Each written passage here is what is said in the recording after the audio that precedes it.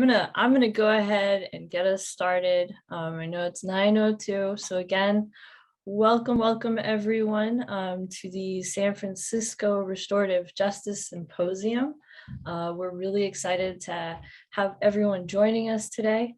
And I will just preface this by saying that this event was organized by three wonderful organizations, San Francisco Rising, Community Works, and Impact Justice. And with that, my name is Sandra Rodriguez, and my pronouns are she, her, hers.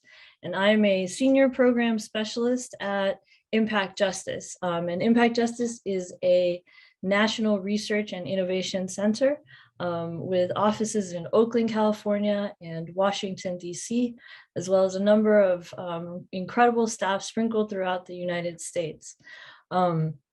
And please feel free to introduce yourselves, all of our wonderful attendees in the audience, in the chat. We'd love to know who's in the room with us today.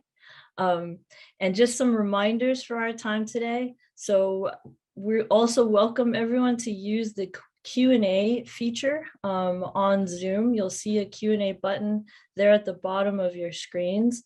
And so if any questions come up for our panelists along the way, feel free to type them into that Q&A section. And you also have the option to turn on live captioning and subtitles. That's also a little button at the bottom of your screen that says CC or live captioning. So feel free to use that. We are also joined by our fabulous American Sign Language interpreters, Brandon and Emilio. You'll see Brandon on the screen with us now, and they will be spotlighted during each of our panels as well. And with that, I'm going to go ahead and pass it over to Kevin Martin from Community Works. And again, welcome everyone to our wonderful event today. Thank you, Sandra, for a wonderful introduction into the space. And I just want to take a moment to, again, welcome everyone into this wonderful, delicious space that we have cooked up for you this morning. And just take a moment to ground into this space, ground into this room with those who have decided to attend today. Just taking a moment to catch our breath and just enter into the space and really just set an intention for what we would like to glean from the panels today.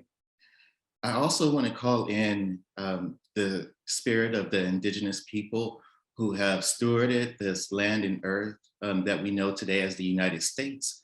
Again, uplifting that our indigenous siblings are still fighting for land recognition in this country. And also it is our duty to just think about and also ponder and reflect on how this land was taken through theft and just the plight of our indigenous siblings as they are fighting for recognition of the land. Another thing I wanted to draw our attention to this morning or afternoon, depending on where you are, is that the restorative justice also has deep roots in the peace building cultural practices of indigenous communities. And that is not lost on us. And so as we are exploring restorative justice in the many ways that is manifesting in our society, and also providing counter narratives to how the practice has been co-opted, misused, and applied. We just want to honor that these practices have a deep-seated history that has predated how we are using the practices today. And we just want to honor and be able to feel into the integrity of the practice, and hopefully we'll do the indigenous communities justice in the way that we present our materials today. And I just want to go ahead and define what is restorative justice, just so that we can ground this space in a definition of what is restorative justice. At its core, restorative justice is about relationships, how you create them, maintain them, and mend them. It is based on the philosophy that we are all interconnected, that we live in relationship with one another, and that our actions impact each other. Grounded in this idea of interconnectedness, restorative justice is able to provide an alternative way of addressing wrongdoing. Wrongdoing is seen as a damaged relationship, a wound in the community, a tear or rupture in the web of relationships. Because we are all interconnected, a wrongdoing ripples out to disrupt the whole web. A harm to one is a harm to all. And so with that definition, I will go ahead and turn it over to Javi to talk a little bit about the symposium and why we're having this today. Thank you, Kevin and Sandra for welcoming. Yeah, my name's Javi Bermond. I use he, him pronouns. I'm with San Francisco Rising. We're an alliance of grassroots organizations in San Francisco that is, working to build power with, low-income people of color and working class families. And so, yeah, that's a big question. Why are we here today? Why are we having this symposium? And just to speak to a little of what Kevin was saying, is that, on one hand, we have folks who might be familiar with criminal justice reform and those terms, who believe that restorative justice is being used in the wrong way and, has been co-opted from its original use.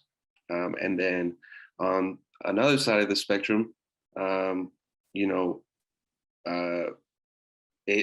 restorative justice practices gets used in a lot of media outlets to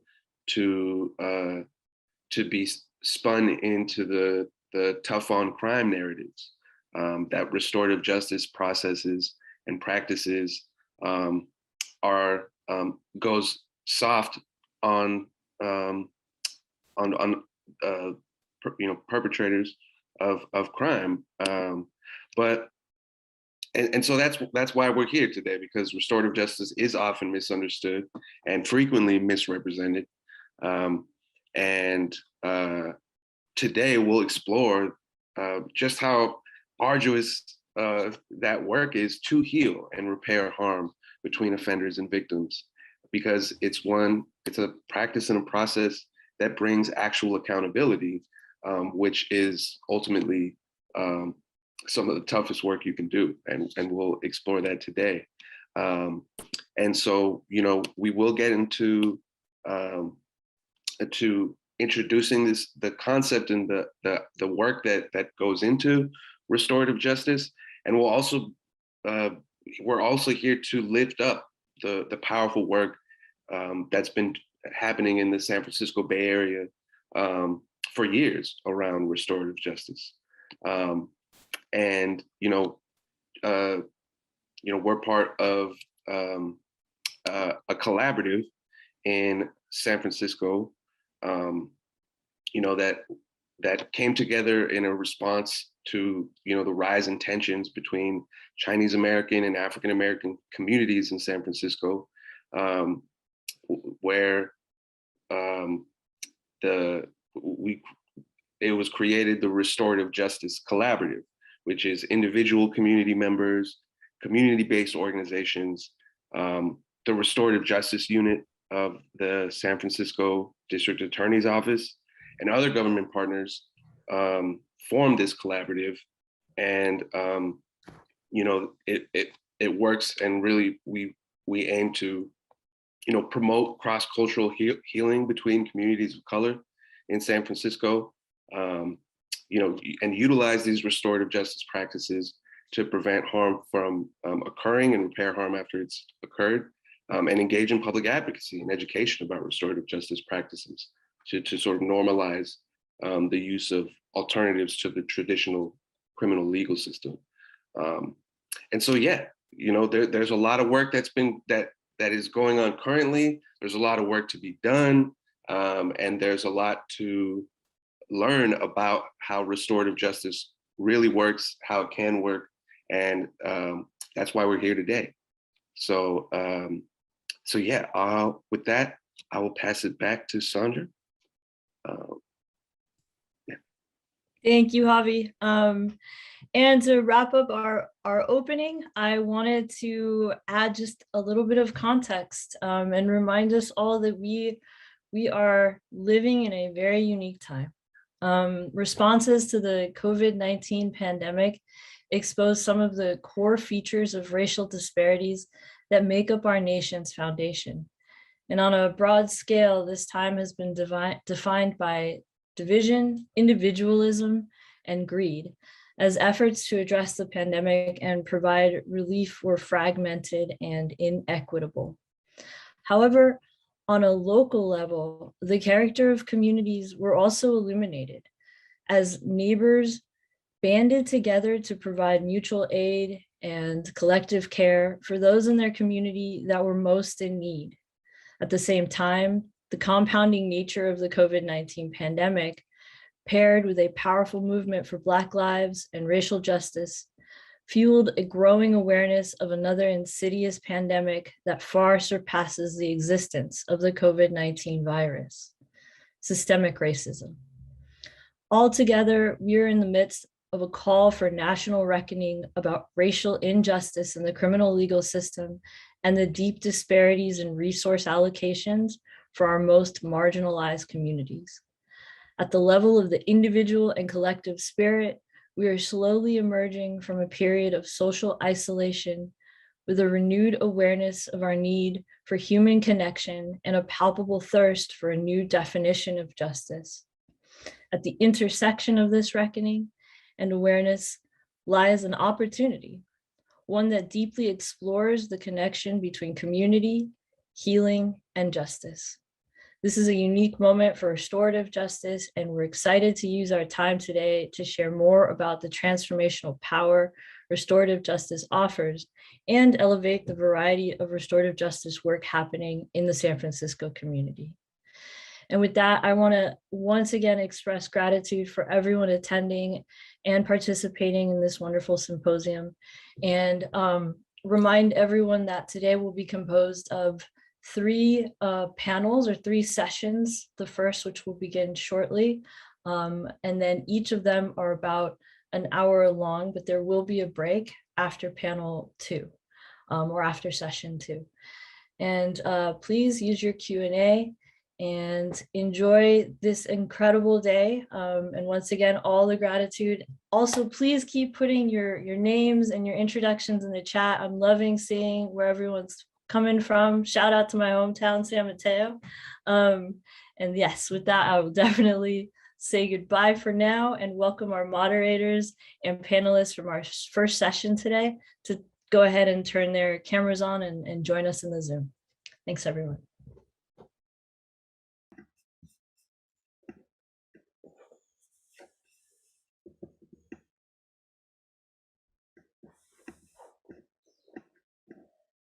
Do we have everyone here? Hi.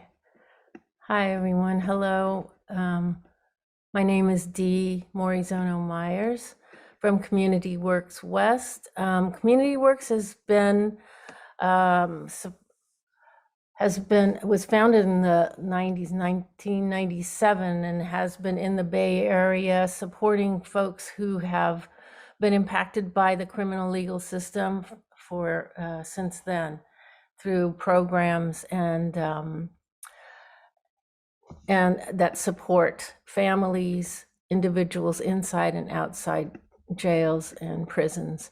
And we are so happy to be here today to introduce you to this first panel. Yes, justice can look like safety. And my co-moderator is Javi. Javi, did you want to say hello? Yes, hello everybody. I was just talking to you a little bit ago, but yeah, Javi Brahman. I'm with San Francisco Rising, and very excited about the panel that we are currently on. Definitely.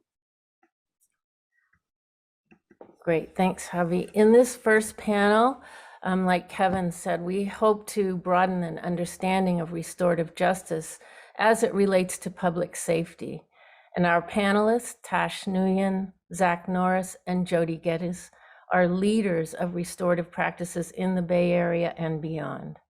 Their organizing efforts have contributed to building connections, strengthening relationships, and bringing power back to people to co-create safer ways to be in community. As panelist Zach Norris says in his book, Defunding Fear, if safety is anything, it is relationship and connection. Brief intro to our panelist, Tash Nguyen, pronouns she, they, is the director of programs at Restore Oakland, a community resource hub in Fruitvale focused on restorative economics and healing justice. They were born and raised in the Bay Area as a daughter of Vietnamese refugees, and brings her lived experience to her advocacy work as a queer person who was funneled through the school to prison pipeline. They love noodles and nerding out over music and poetry. Our next panelist is Zach Norris, pronouns he, him. He is the outgoing executive director of Ella Baker Center for Human Rights, co-founder of Restore Oakland, and co-founder of Justice for Families, a national alliance of organizations working to end the current youth incarceration epidemic. His new book, Defund Fear, Safety Without Policing, Prisons, and Punishment, outlines a care-based strategy for public safety as an alternative to our present fear-based discrimination and punishment system that has failed to keep us safe. Zach will be moving on from Ella Baker Center after 20 years to accept a Soros Fellowship next year. And finally, Jody Geddes, pronouns she, her, is the Healing Services Manager at Our Joy, Restorative Justice for Oakland Youth, an organization that has pioneered race-conscious restorative justice for youth and their communities since 2005. Jody is also the co-manager at Coming to the Table, providing leadership and resources for all who wish to acknowledge and heal wounds from racism rooted in the United States history of slavery. In 2019, Jody and Tom DeWolf co-authored The Little Book of Racial Healing, Coming to the Table for Truth-Telling, Liberation, and Transformation. Jody is an international speaker, teacher, author, and healing warrior. And I'll turn it over to Javi for the first question. Yeah, thank you so much for those introductions, Dee, and thank you to the panelists. This is a wonderful opportunity for education. I wanted to ask, just to start off, if each of you could take about 5 minutes to talk about your work, and how you define safety in your work, and how restorative justice has supported you in co-creating safety with the community. And so just in the order that you were introduced, I think we could start with Tash, and then Zach and Jody, if that's okay. Hi, everyone. It's so good to be with you all and see that 100 people are here to really dive into what safety and belonging means at 9 in the morning on a Friday. So yeah, I'm so grateful to be invited and to be a panel alongside some really awesome people I work with on a regular basis. And so my name is Tash. I direct programs at Restore Oakland, Inc. And we would not be here without the Ella Baker Center for Human Rights and without the leadership of Our Joy. And so we're a community resource hub that is based in the Fruitvale of Oakland. And so we're both a building and an organization. And so our building houses the permanent homes of the Ella Baker Center and the Restaurant Opportunity Center of the Bay. They actually own this building. And we are also housed with Causa Justa Just Cause. And so we are kind of like the weaver between these organizations, right? That work on bringing people home from prison and jail, that work on providing workers' rights for restaurant workers, many of which are undocumented people who come from marginalized identities. And we also, and Causa Justa supports immigrants and tenants. And so we know that people don't live single issue lives.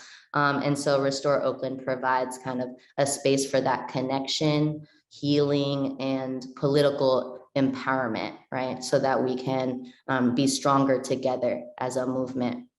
And I'm here sitting in our peace room, which is a room that's really just dedicated for healings and for circle process.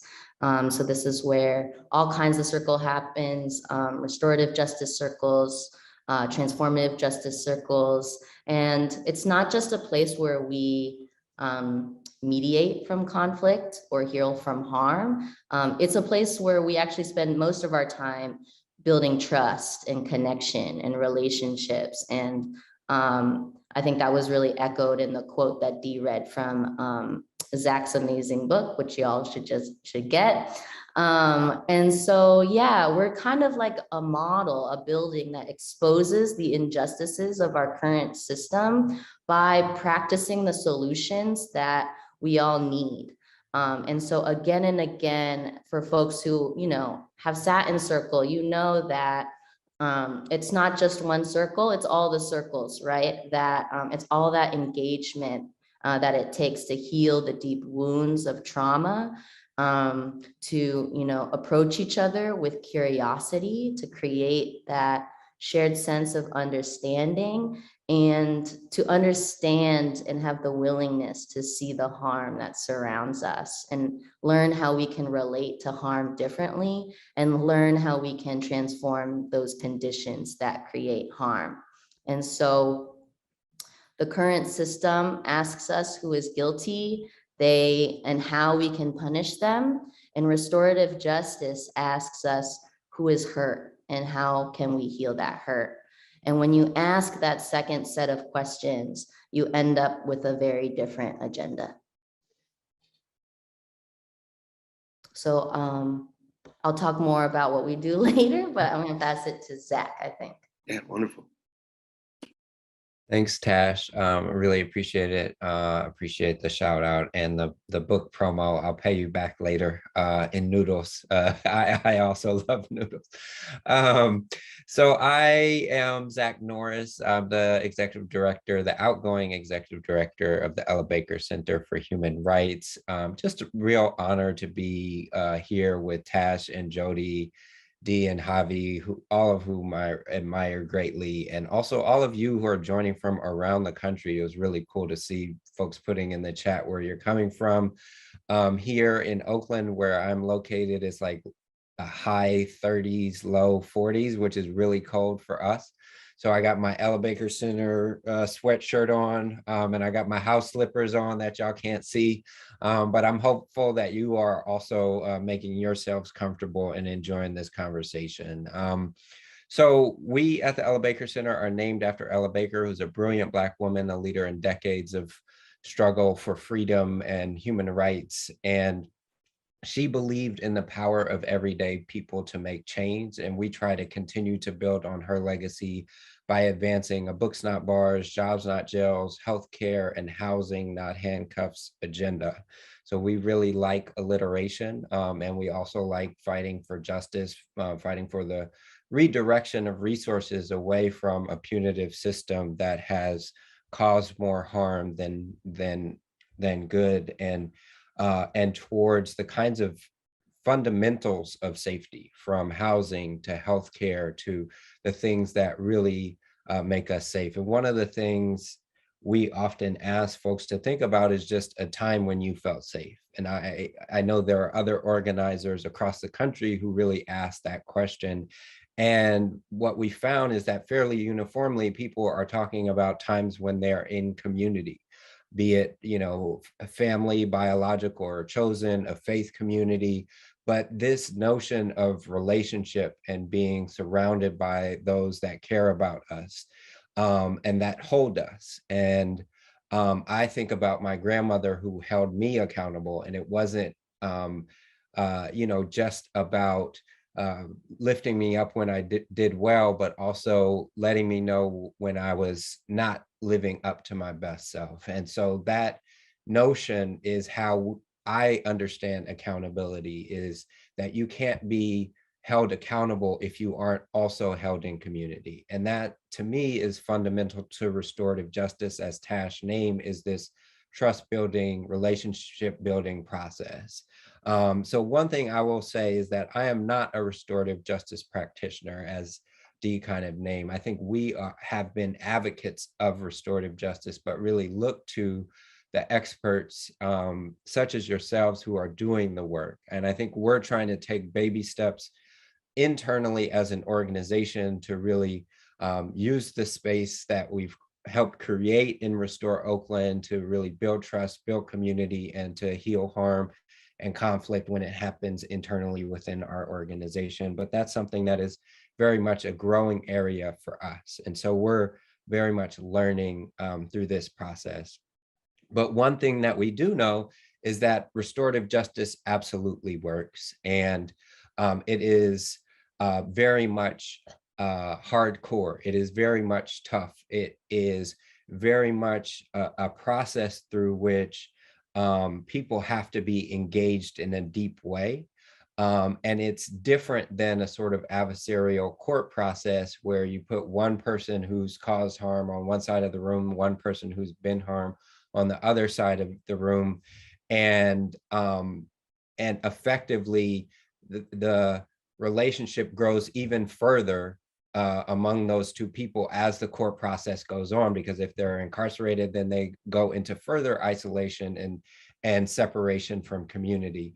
Contrast that to restorative justice, where the person who's caused harm, the person who's been harmed, are surrounded by folks that care about those people and who are creating a process through which that person who's caused harm can be held accountable. And it works. Lower recidivism rates for those who have gone through restorative justice process, higher victim satisfaction rates for people who have been victimized. And the most important thing, I think, and I'll end here, is that all of the people around that circle are involved in that community building process. They're being asked, what could I have done to prevent this harm from happening? And through that process, people are developing their community accountability muscle to really help shape what the future looks like. And to me, safety is connected to real democracy. Real democracy leads to greater safety, because when we have real democracy, it means no one is above accountability, right?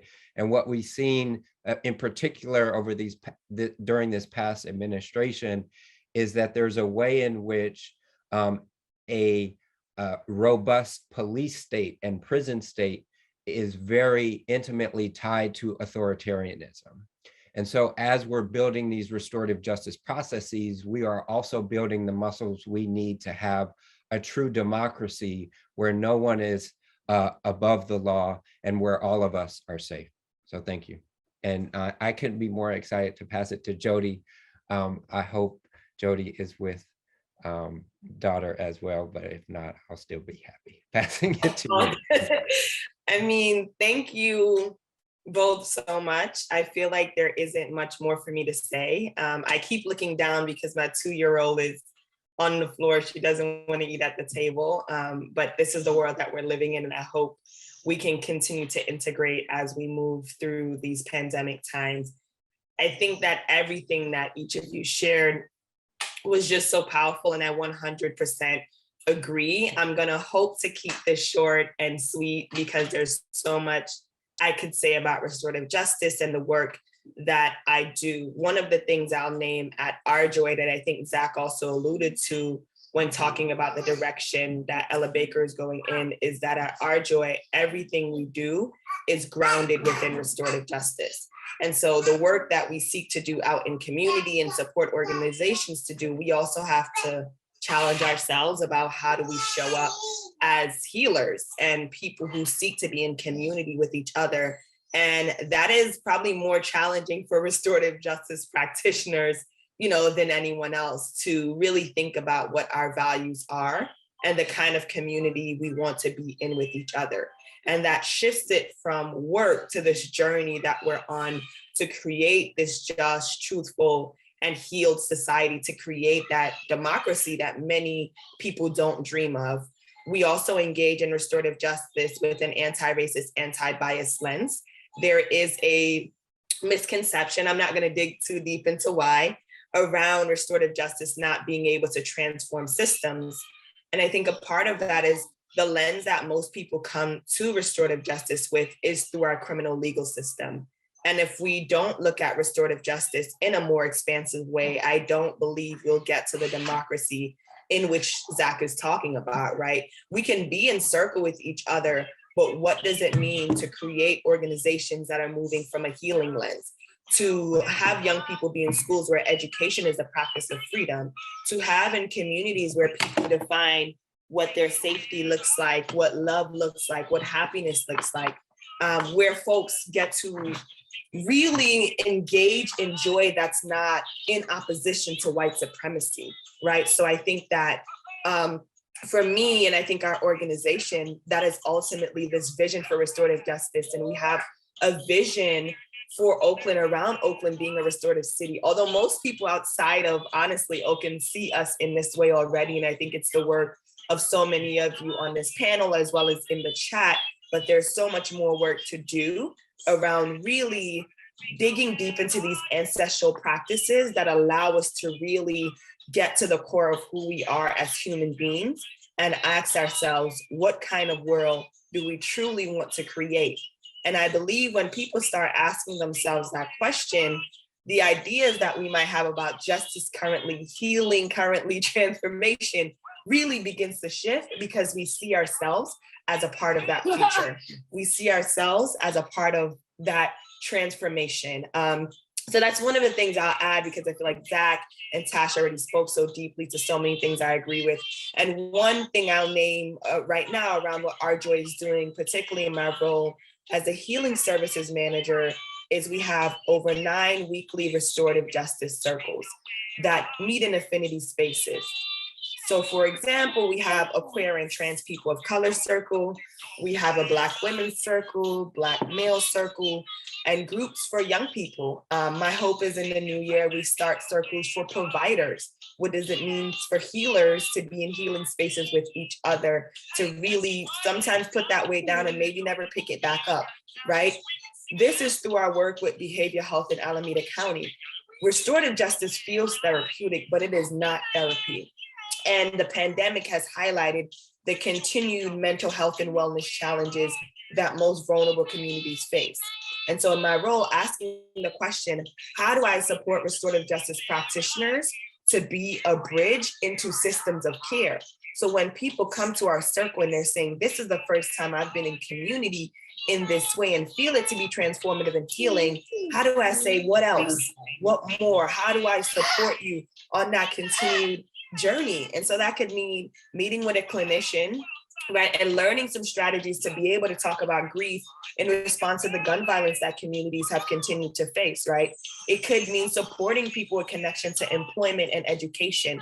So even having an expansive view around what wellness and care looks like in relationship, to this ancestral healing practice. And so I just wanted to name that, because I think that there are ways that restorative justice practitioners in this movement can really be more integrated to transform systems and structures and abolish many of them that keep people and communities in the cycle of violence and in the cycle of harm. And so for me, this ancestral practice of remembering moments where we could see the dignity in each other and also the dignity in ourselves, because systems have pushed us to also turn in on ourselves and to say, what kind of world do we want to create and how do we make that happen? Which, you know, is really challenging, but I think it's an important question that we have to ask. I hope that was helpful.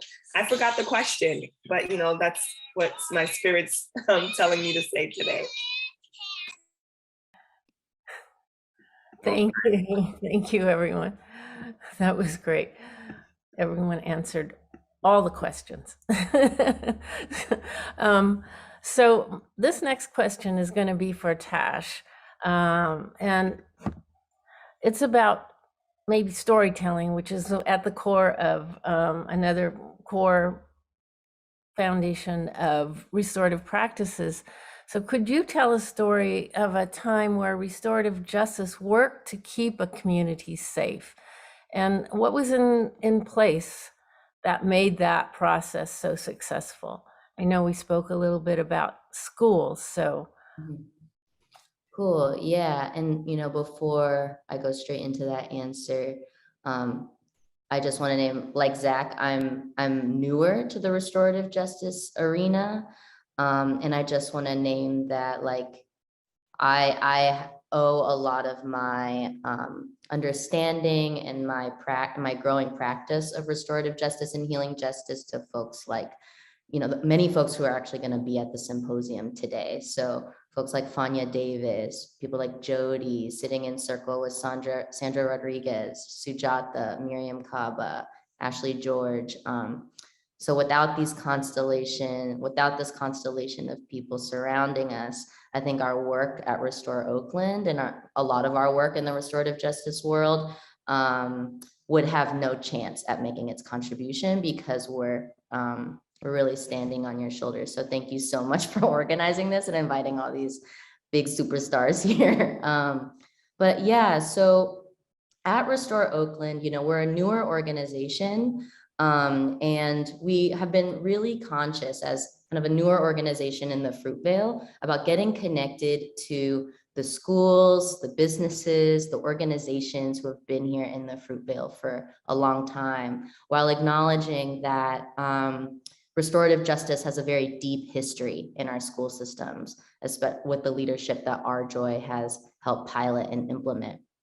And so our work at Restore Oakland really centers on, you know, creating healing justice in the community and for small businesses, because we work on restorative economics, right? Which I'll talk a little bit more about later. So I'll share about kind of two different stories. And so in our work of building relationships, I've spent the last year and a half sitting at our local high schools, public high schools in the Fruitvale area. So sitting in Fremont High restorative justice units and really learning from the circle keepers that are the students, right? So there's a leadership class in these high schools, and the leadership class is really centered on, it's in a restorative justice format, and it's where folks are sitting for an hour and a half, learning from each other, playing games, having fun, but also diving into really deep conversations around what youngsters need, and how youngsters can be learning from each other. So there's lots of commiserating, there's lots of laughs, and sometimes there's also tears. And I think that space is actually what safety looks like. It's just like a lot of vulnerability. And in that space, sometimes there are feelings that like people hurt each other. Like these are ninth graders, right? Who are learning how to be in their bodies and trying to understand the world. And sometimes that's not a clean process. But because the foundation of that space starts with rapport building, starts with trust building, folks are able to hold each other accountable in really small and easy ways. We're able to like check each other and offer each other really meaningful feedback. And so it happens in small ways, and I've also seen it happen in big ways. But I really want to take time to talk about the importance of restorative justice through a community building process, because oftentimes when we talk about safety, it's usually safety in the face of violence. And people forget that what's required to make a healing circle successful is actually understanding the principles of restorative justice, of knowing, of being familiar and fluent with the process, right? And so, you know, if as a formerly incarcerated person, someone who was suspended and spent time in the hall as a kid, if you immediately put me in an RJ process after I've hurt someone, it's still gonna feel like the doghouse, right? It's still gonna feel punitive, but just in a different type of format.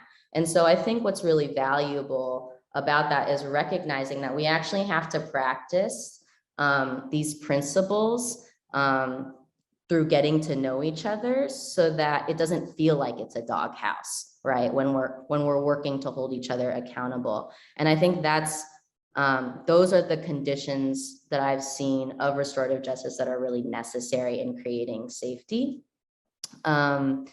And so, yeah, I think I'll leave it there. And I think as I also want to invite folks to also understand that there are also multiple forms of accountability that don't just live in restorative justice. And I think we're finding a lot of new words to name these like ancestral indigenous practices that Jody has mentioned. But as we kind of try on and practice these methods of healing, it's important to make sure that these methods are 1, survivor-centered, 2, accountability-based, 3, like really safety-driven, so thinking about all the principles that we're talking about today, and 4, racially equitable. And those 4 principles can be applied also in the policy making as well, right? So the policy making that the Ella Baker Center is doing to shift budgets away from policing and incarceration into those life-affirming resources. And I also consider that as restorative justice. There's something incredibly healing, right? When budgets that are moral documents are reflected, or budgets are reflective of our morals. And I think it feels really powerful to me to sit in these school settings and see the student circle keepers then take their leadership and move them into the school board halls, right? And demand for equity at the school board. And so I'm feeling, seeing this kind of connection between the kind of restorative justice practitioner world and this larger systems change world that is really exciting. And I also want to name that there's a big gulf between them, right? We've got a bunch of students in Oakland who have these tools at their tool belt, but the adults in their lives are not familiar with them. And it's often the adults in their lives that are causing harm. So it's kind of our job to popularize that, right? And to recognize that it's really important to create these intergenerational spaces. So bringing those students into the peace room here, right? And having them connect with the adults in their lives, and then connecting that to larger campaigns through political education.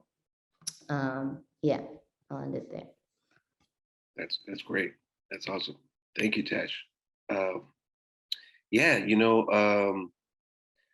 this next question is for Zach.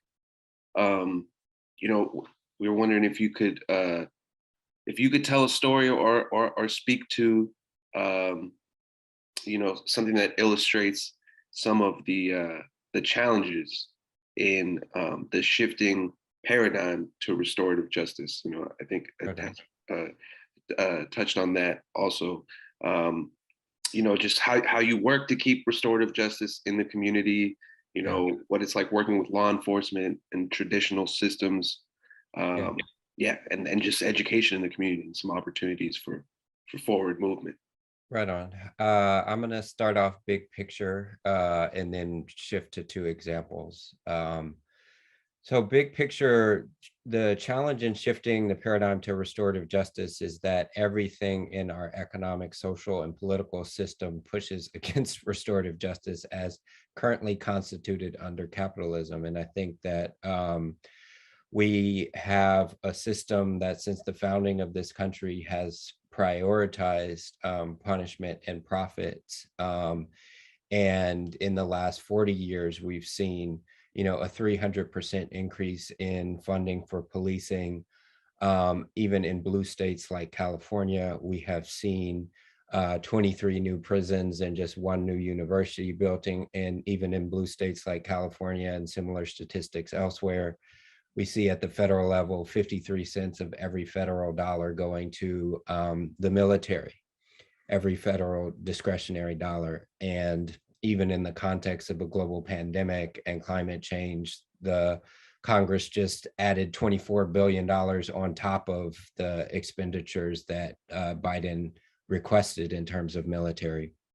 And so I think it's a two-part challenge. One is that we have a punitive, durable system that is capable of shape-shifting even as we make demands on it to be more just, more inclusive, more fair.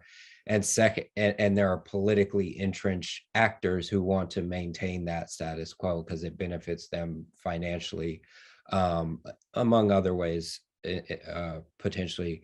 And the second part of that is that, and this speaks to one of the questions in the chat, is that people are sometimes isolated under capitalism, and that includes people of color. It also includes white folks. We have some of the highest suicide rates globally because of that isolation and people feeling disconnected to one another. And so the first part of the challenge in building restorative justice is what we've been talking about so far, which is that community building process so that people feel connected, so that they experience schools and systems in a way that, as Tash named, doesn't feel like a doghouse, feels like real connection and community.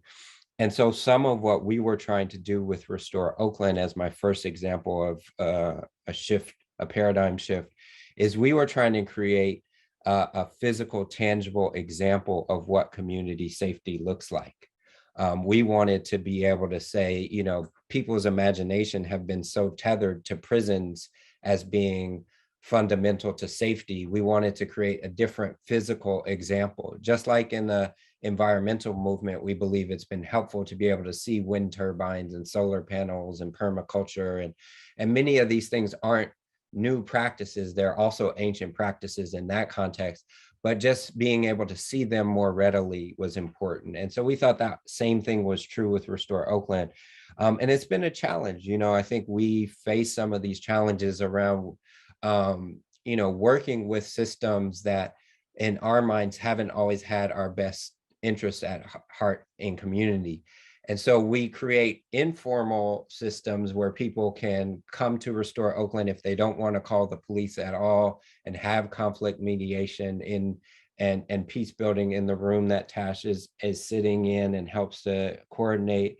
But we also intentionally wanted to create a space for formal alternatives to the criminal court system, where probation departments and the district attorney could refer people to programs so that they could stay out of that traditional criminal court system. Because especially with young people, but not exclusively, but obviously with young people, like, we know that the number one predictor to adult incarceration is actually involvement in the juvenile and justice system. And so I would say to the folks who are working in the judiciary, who are working in these systems, really understand yourselves to hopefully be trying to over time work yourself out of a job, that we want to move to where restorative justice and some of these practices are actually the status quo and not the alternative.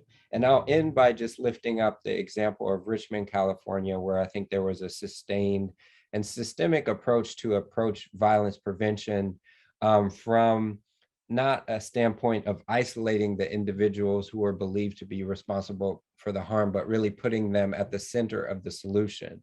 And DeVoe and Bogan and the folks at Advanced Peace really created a paradigm where they were supporting people who were believed to be responsible for violence in the city of Richmond. And it had a huge impact on bringing down the homicide rates as they were investing in that program. It's one of the things I talk about in my book. And I think it's a good example of really understanding that safety is reflected in our human rights document, which recognizes economic, social, cultural rights, as well as civil and political rights. And when we fund and support those things, then we create greater safety for everyone. Yeah, and I think that the Richmond model really kind of exemplified that in terms of the ways in which they were supporting people who had previously been identified as the problem and sort of scapegoated, and instead engaged them in the solution.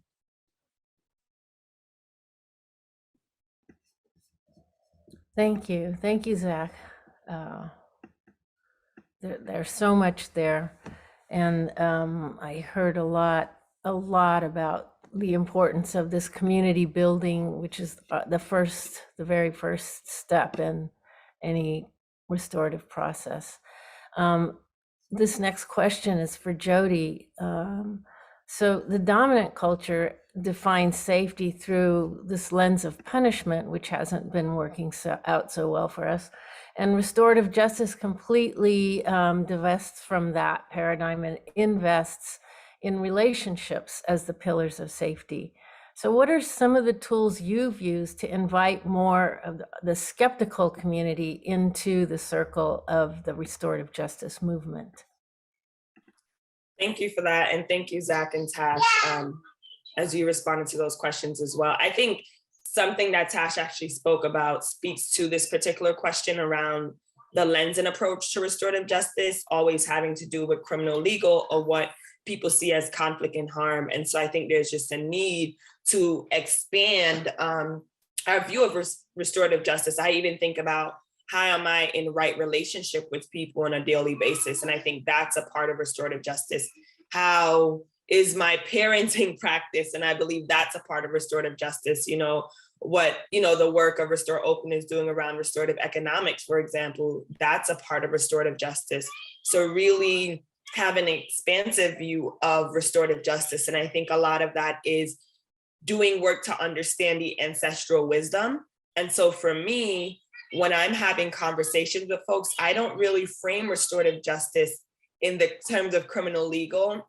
And the only time I might do that is really to break it down for someone who is having trouble even thinking about the possibility of healing and the possibility of a world without prisons. Because it feels like, you're born into the world and it already exists. This thing has already been here, right? And my belief is it hasn't, and history could also tell us differently, right?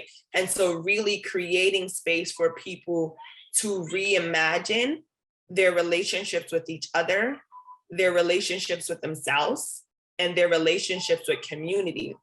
In a lot of the circle spaces that I hold, I do a lot of visioning, creating space for people to focus on their 5 senses when we're having conversations around healing, safety, justice, because it is also embodied, right? And if we think about like neuroscience and biology, it shows us that safety is a practice that is embodied and the body keeps the score. And so for me, the first thing that I do, even in conflict and harm circles, is have folks drop into the body, because people often come prepared with all of the things that they're going to say. By the time we get to when we're asking questions, a lot of those things have been released, right? Because you are doing the work to create a container of safety and a container of trust. And before I enter into the room as a circle keeper, I also have to do my own work. What are the judgments and the biases that I'm showing up with? I am not a facilitator. I am an active participant in relationship with folks in the room. That's very hard to get because people are already seeing you as a facilitator. And, people talk about this idea of the work is to like sit on your hands. There are very few times I intervene in a community building or conflict or even harm circle space, because I really try to do beforehand that work of building relationships and trust and our courtesies and our agreements for people to really know that the space is a part of them and we are a part of the space. And I think that helps people who feel skeptical. I think everyone who enters into restorative justice, even if they're yearning for that space, is skeptical. It is challenging to want to be seen and then feel like when you're seen, you are made disposable or into this space of nobodiness, which is one of the things actually that Mark Lamont Hill talks about in his book, Nobody, that is so powerful. Many communities who are on the margins have been relegated to this identity of nobodiness. And when you create a space to say, let's be seen, right? It's hard to believe that it's going to be held. And I see that, in our circles with young people, in our circles with adults. I think about our Black women's circle that meets weekly, and that's a space I'm a part of.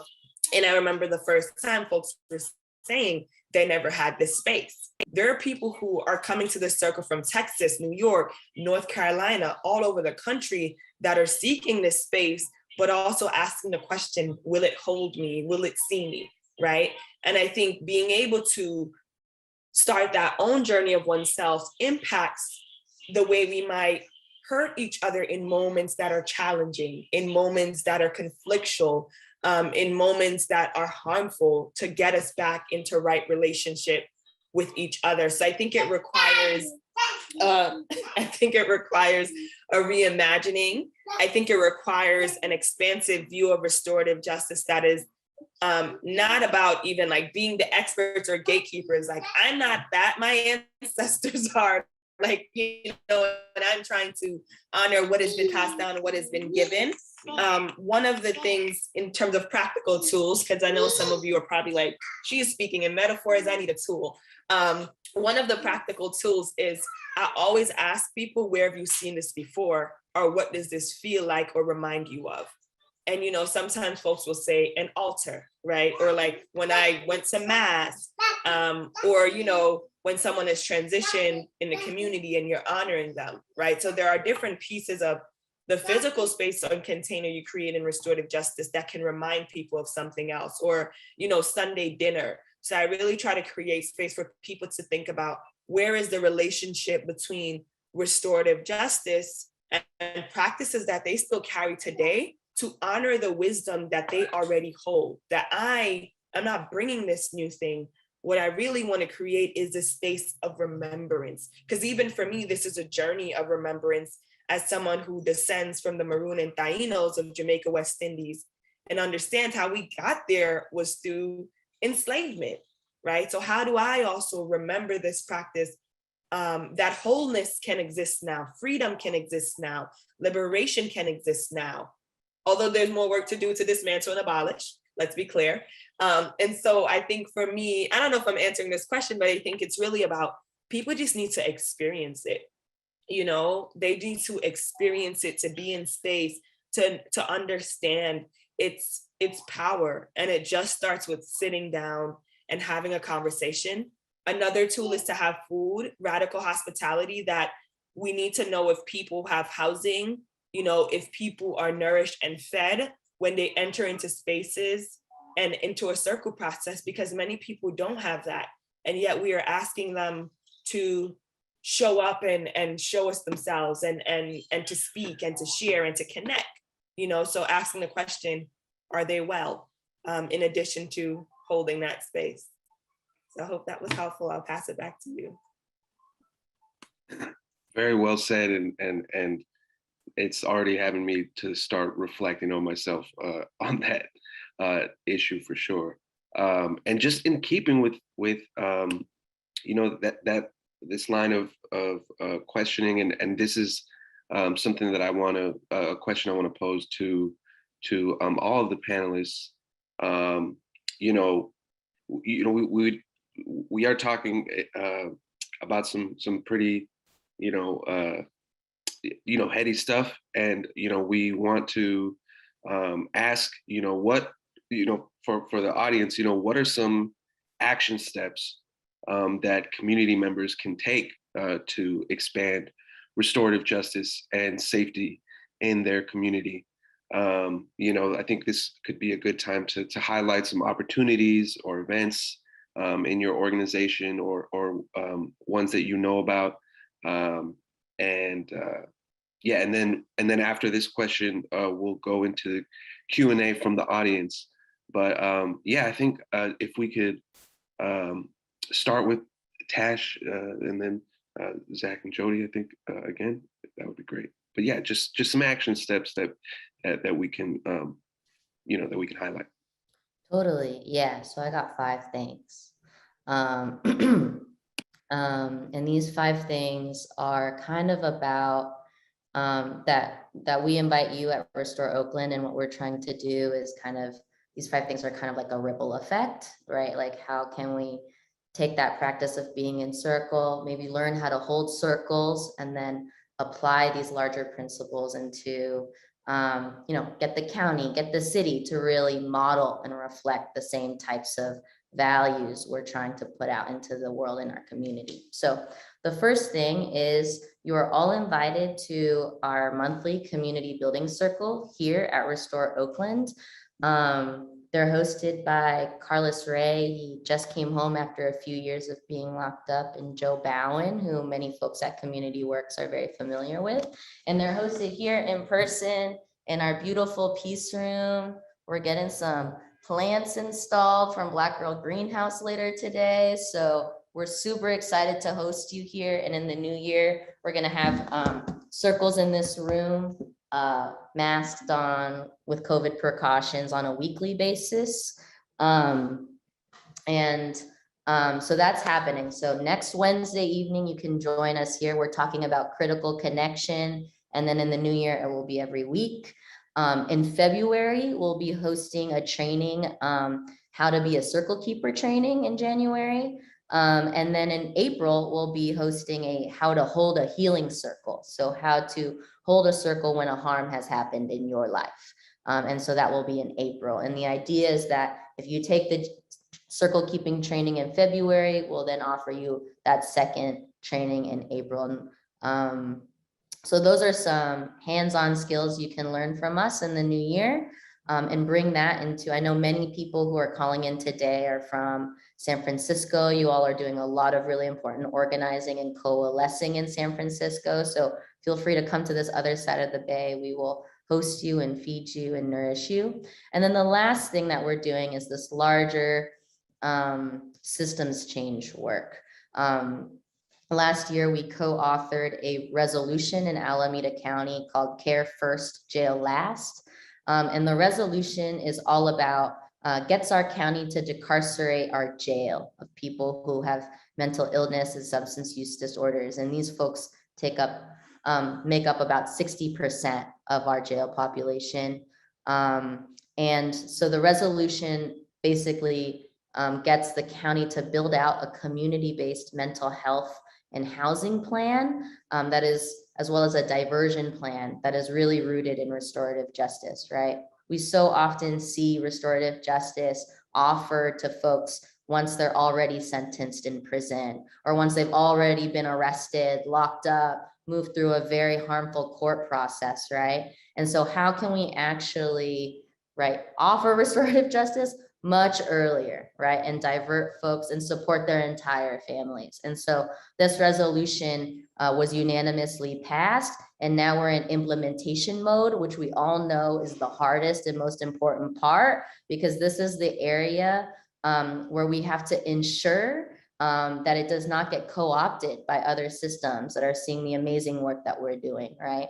And that we actually, that folks who are in need actually get the care that they deserve, and that people in our community are ready to hold them, right? So that there are 8 or 9 different versions of this peace room all across the county. And so, yeah, that's what we're doing. And we're looking for folks to help us throw down to implement that. And so, yeah, I don't know who's next, but I'll let you point to the next person, Javier. Oh, that's awesome. Thank you. I think we could pass it to Zach. Cool, right on. Thanks, Javi, and thanks, Tash, for that amazing work. I want to lift up Night Out for Safety and Liberation, which is an annual event we do the first Tuesday in August. It started as a response to National Night Out, especially after the killing of Trayvon Martin by a so-called neighborhood watch captain named George Zimmerman. And we believe that we need to point to a different vision of safety, as we've talked about on this panel. And Night Out for Safety and Liberation really gives folks an opportunity to come out, to connect with other community members. We work with organizations that do this event in cities across the country. And it's not just an event, it's really aimed at being a kind of flashpoint for organizing that should be happening around the year, throughout the year, really to shift so-called neighborhood crime prevention councils towards ensuring that people are speaking to the fullness of what safety really looks like. Because too often in the past at these events, people were being told, you're the eyes and ears of the police. And we believe that people have more than eyes and ears. We have hearts, we have hands, we have minds. And when we connect with a neighbor, when we offer a formerly incarcerated person a job, or receive employment from a formerly incarcerated person, when we mentor young people, these are all steps we can be taking to enhance community safety. And at this event, we try to lift up what safety looks like to us, what safety looks like when perceived from this kind of more holistic vantage point. We do the event in Oakland, and partner with folks who are doing it across the country, and partner with folks here in Oakland as well. The other thing I want to name is just connected to a question that was in the chat around resources you can recommend on ancestral practices. This isn't necessarily on ancestral restorative justice practices, but I've been reading a book called The Dawn of Everything, which talks about indigenous governance systems, among a lot of other things. And I was struck by learning about, and I'm going to miss it a little bit, but there were some Plains Indians who basically had two different forms of governance, one for one season, a separate one for another season. And the folks who were seen as the kind of policing, for lack of a better vocabulary for us, actually rotated. So, you had an incentive to not abuse your power in one season because you knew someone else would be the kind of keeper of the rules in the next season. And to me, it just sort of expanded my mind frame. And the book is really oriented towards showing the creativity that people have had in designing different forms of governance, which is intimately about safety, but also about democracy, as I've talked about. So I would really encourage folks to check that out. And I'll pass it to Jody. Thank you both for those recommendations. I'll say, here you go, you're welcome. I'll say quickly, I can think of a few things. I think one is just the weekly healing circles at Our Joy that center Black and Indigenous folks of color. And we're also continuously designing space for white folks to have these conversations. Once again, I think in restorative justice, we have to talk about race. We have to talk about class and power. I think it's necessary for where the field needs to go. So I just want to mention our weekly healing circles, and then our free community restorative justice trainings that we hold probably 8 or more throughout the year, looking at community building circles and circle processes. And we talk about the Indigenous and Afrocentric roots of restorative justice. And we also work with organizations, academic institutions, you name it, schools, that's where our work started, who really want to build a culture of restorative justice, not just implement a circle or, a conflict and harm circle, but really building that healing culture. And then there are a few books I can recommend, and I'll drop the names and links in the chat. One of them, The Little Book of Race and Restorative Justice, and Dr. Fania Davis, who is the co-founder of Restorative Justice for Oakland Youth, will be on later on. But I think that book is just really, really, really well done. And I would recommend folks getting it. It's about $5 or $6. And then there are some other books like Justice as Healing and Returning to the Teachings that talk a little bit more to those Indigenous practices, particularly Native Indigenous practices. And then there's some other books to talk about Afrocentric healing practices. I want to name everything isn't really cut and dry because we have different language to describe things. So I also think about Mama Yeye Louisa Teish's book, Jambalaya, is another book that I would recommend. And she has some other writings as well. And then the last thing I'll say is to ask yourself the question, what are your values? You know, we are often supporting systems that are not aligned with those values. You know, like Zach spoke to, working yourself out of a job. So asking yourself, what are your values? And is that aligned with what you're doing and how you show up in the world? And I think holding those conversations with family and friends as well, because our world is shifting. It's great to see where there's some challenges, but it's great to see where we are, because I think about conversations around reparations, for example, or truth telling, and that we're having them out loud now in ways that I never thought were possible. And a lot of movement is happening. And so the world is changing. And I think every single one of us have to ask ourselves a question, what are our values and how are we showing up with that in the world? So that would be my fourth offering to you.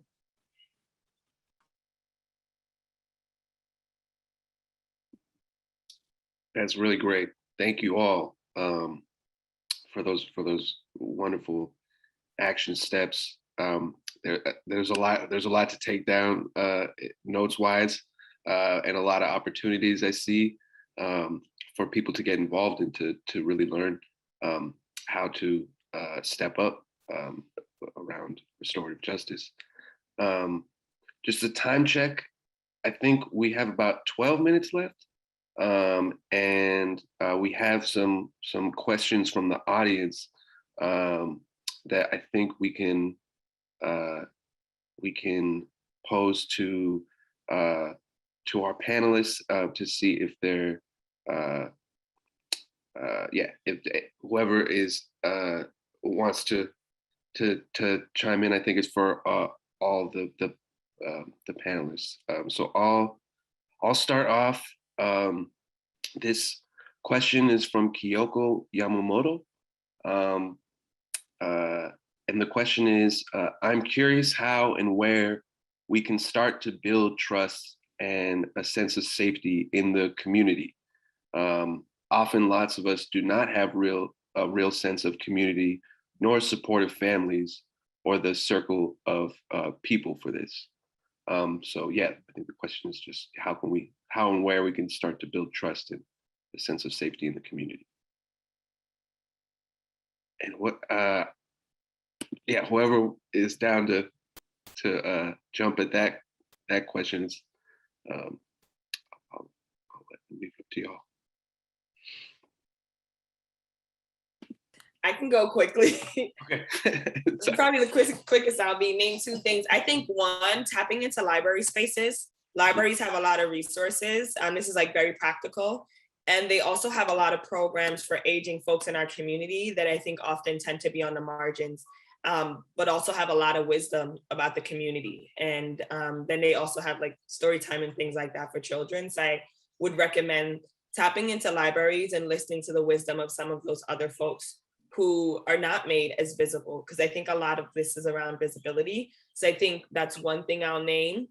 And then the other piece, I think going into parts of your community that you've never explored before, because, you know, like for me growing up in Brooklyn, New York, it was just a few blocks radius and having to then challenge myself to go 3 streets over, and it was drastically different. And so I think really even expanding the lens and the view around what community is, because I think that would allow us to really discover some other things. And then I think also just holding space in community. It doesn't have to be a circle, but like even when I think about Night Out for Safety and my opportunities to attend, it's so powerful just to be with other people and love on other people. And I think a lot of those spaces are taking, growing up, like block parties stopped happening in my community, and that impacted the increase in harm and violence. Although the police narrative was that contributed to the violence in the community, which was in fact not true.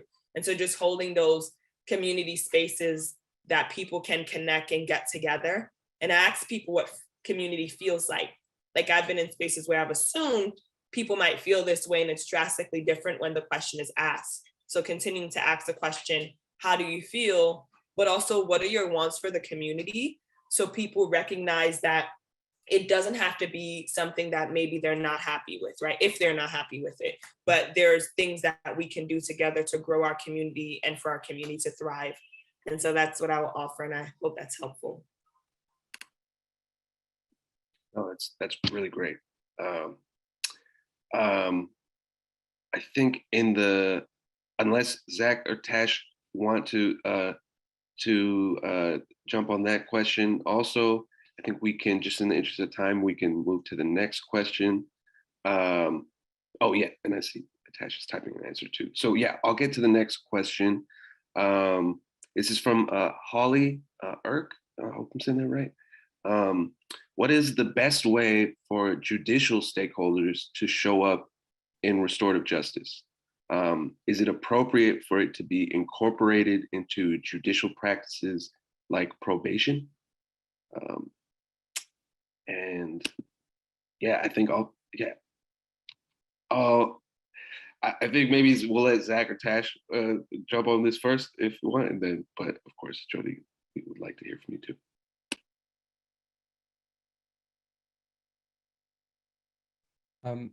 Yeah, a couple of things building off the last question too. I think that getting involved in commissions and government can be another way to connect with people. I was formerly on the Bicycle Pedestrian Advisory Commission of Oakland, and that was a cool way to build with people across generations in the city of Oakland, and also insightful for me just in terms of how many different kinds of decisions turn on this question of like whether or not we criminalize or we support people, even, you know, things that are more mundane like traffic, or considered to be more mundane.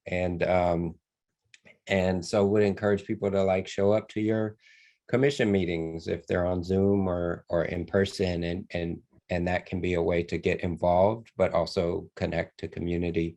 I think that absolutely people who are involved in the criminal court system can be part of the change towards more restorative practices and towards a system where we support and care for one another first and hold each other accountable while still holding each other in community. I think that is 100% possible. I think of folks like my uncle who worked for years in probation, and one of the things that he did was just speak out against what was happening that he saw. So one time, for example, he learned about a case where one of the folks that was on probation was being accused of something that he knew could not have been the case, right? That he knew was not true.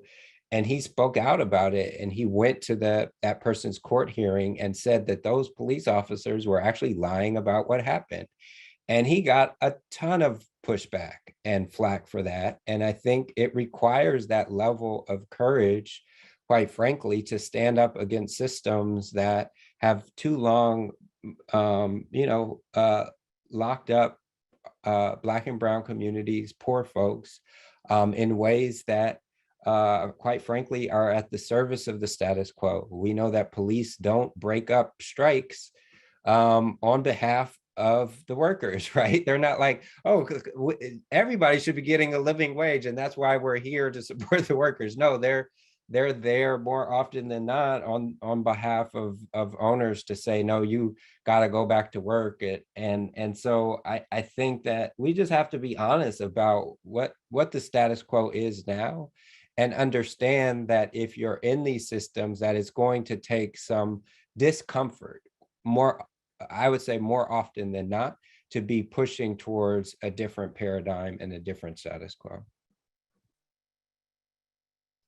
Yeah, everything that Zach said. And I think, you know, going back to something that Jody said really early on was the importance for especially judicial stakeholders and elected officials who uphold the status quo to actually experience restorative justice, not just to, I think it's so great that you're here, but also please like go to circles regularly and understand and like listen to what survivors' needs are so that you can think about how to implement that in your 9-to-5 job is so, so, so important. And I also think and I think I mentioned earlier, it's so important to be thinking about how to be implementing this in a way that doesn't create another ball and chain for folks to have to jump through, right? Where there isn't some sense of unpredictability or cloud hanging over somebody's head if they mess up or forget to show up to a check-in once. And I think that's what is really, can be really dangerous, or an unintended consequence when these practices and models get incorporated into a system that has yet to hold itself accountable. And then I would say, I know Alameda, I've been organizing in Alameda County. Before I worked at Restore Oakland, I was with the Ella Baker Center for a long ass time. And so, we have so many of these like collaborative diversion courts that exist, but they are woefully underutilized, under-resourced. DAs often basically run the show of that space. And so really thinking about how can I use my position to help, what Zach said, equal the playing field, and really actually think about what it would mean to utilize, resource, and fund those collaborative courts or diversion courts so that people are actually moving through them, and that they're not just a talking point for the DA to use to increase their budget every time. So yeah, always follow the money and think about how you can leverage your power. That's awesome. Great. So this last question I've been given the go ahead to that we can go closer to 10:30. So this is a sort of big question with not that much time, so I apologize. But this question is from Audrey Anderson. And the question is, what is creating space in practice or application? What are the visible actions of creating space? And I think, folks have touched on this a little bit, but yeah. I'll start if that's okay with Jody and Tash. I think about one of the people who passed recently, rest in power, Alan Feaster. He was a member of Families for Books Not Bars, and he lost his child inside of the California Youth Authority youth prison system. And despite that tragedy, he said, I may have lost my son, but I'm adopting all of the children inside of these youth prisons, and we are going to work to shut these youth prisons down and organize with other families like Barbara Jackson and Joyce Cook and Lourdes Duarte and so many others to work with young people, Youth Justice Coalition and so many others to fight to close youth prisons across the state. And to me, that was creating a space for something that didn't seem possible at the time, was that there could be a model of youth justice that wasn't based on youth incarceration for youth of color. And that required some imagination, some determination to bring into being. But I think it was really indicative of the community building that speaks to one of the previous questions as well, because I think that just as we need to have new economic models like worker cooperatives and strengthen unions in ways to create a different economic paradigm, I think we also need new ways of understanding family and community that don't model a sort of like patriarchal dominant framework, but really model a more inclusive framework, a more distributed power dynamic. And that's something that I saw as families were organizing and pushing back against the stereotypes that said that they were broken, that said that they weren't capable as parents and grandparents. So to me, that was creating space in practice that then led to some huge changes. The governor just signed legislation in 2020 to close the remaining state-run youth prisons. And I think that creates a new opportunity for us in California to imagine a different youth justice system and community justice system.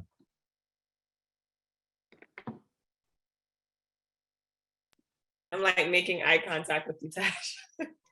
I think, thank you for that, Zach. I think real quickly, one, is there food? With all things being possible, so I understand restrictions exist, right? If you are able, is there food? What are the images that are on the wall in whatever space you're meeting, or if you're outside? Particularly in restorative justice, are you able to have a centerpiece, which is very similar to altar and many other things, a shrine? What are the images that are in there? Are you inviting people to bring things into the space to help contribute to build that container? Is the space accessible physically, but also in many other ways? Especially particularly around parents. Sometimes people might be holding events or holding groups, and it might not be accessible for parents and caregivers. So that's some of the things, you know, I'm constantly thinking about. So in terms of physical restorative justice space, those are some of the pillars. And then there's some other things around setting kind of guidelines and courtesies for the space. So asking the question about, how do you want to be in space? How do we talk about confidentiality? How do we talk about giving feedback to each other when we share in circle? How do we even talk about how to use what's called the talking piece or the talking stick? So there are some of those things that we talk about in restorative justice. And I also named that communities build their own culture where those things look different. And that can also be done with fidelity. Because I think sometimes people who are purists, but I'm not gonna dig too deep into that, like that's not restorative. And already, like, you've already colonized the practice, so we can talk about that. So there are some of those things, and I think the training that Tash spoke to, as well as what Ardre does, you know, and many other organizations can help build the foundation. We really want this to be held by people who are in service in community. And yes, we support organizations, but what about the aunties, the uncles, and the grandparents, and the young people who have the skill because of who they are, but might need something more to help hold that space? So that's what I would also offer.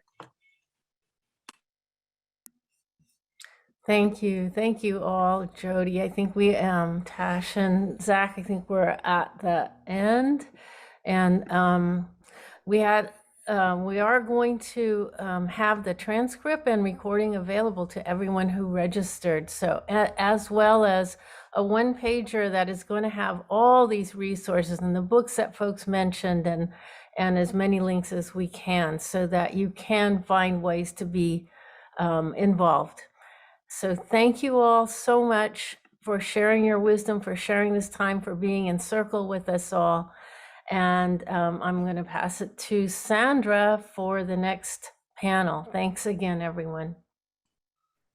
Yes, thank you, Dee, and thank you so much to all of our panelists from session 1 and our wonderful moderators. Really beautiful conversation, so many fantastic resources and links and guidance. I can't wait to dive into those myself. So yeah, sending you all a lot of gratitude, a lot of love, and a lot of care. Thank you again. And so we are gonna just keep this amazing train going and jump right into our next session. So our session that we're about to start now is on restorative justice and its relationship to trust and to trust building.